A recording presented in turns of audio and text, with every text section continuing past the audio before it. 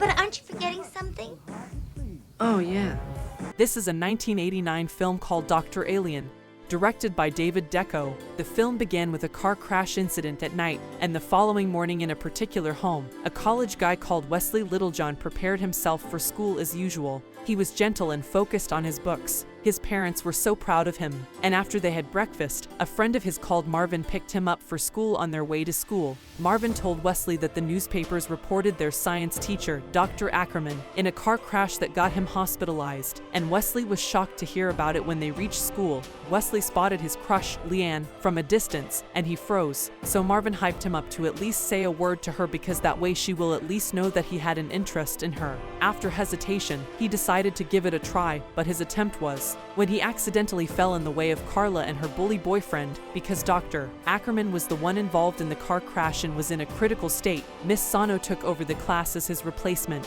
When she came in, students were overwhelmed by her stunning beauty and enjoyed that day's lesson. After the lesson, Miss Sano asked for a volunteer to help her out in the lab for research. Most of the students yearned to take the opportunity except Wesley, who later became interested when Miss Zeno promised to offer some. According to her observation, Wesley was the perfect fit for the opportunity, so she chose him out of all the students and asked him to join them in the lab after classes that evening. When Wesley got to the lab, he thought that it was going to be all about doing research, but after he was told that the experiments were to be done on him, he right away changed his mind to leave. Though Miss Zia's partner, Drax, kind of wanted to use force on him, she tricked him into leaving, and as he was moving out of the lab, she injected him from the back of his will. Immediately, Wesley experienced changes, and a strange thing developed in his head, which he had no control over, but it was instead the one taking control of him, and she took advantage of the situation after the lab session. DRX and Miss Senoya were happy because the results were promising in Wesley. He felt weird because he felt invaded by unknown features even though he had loved the experience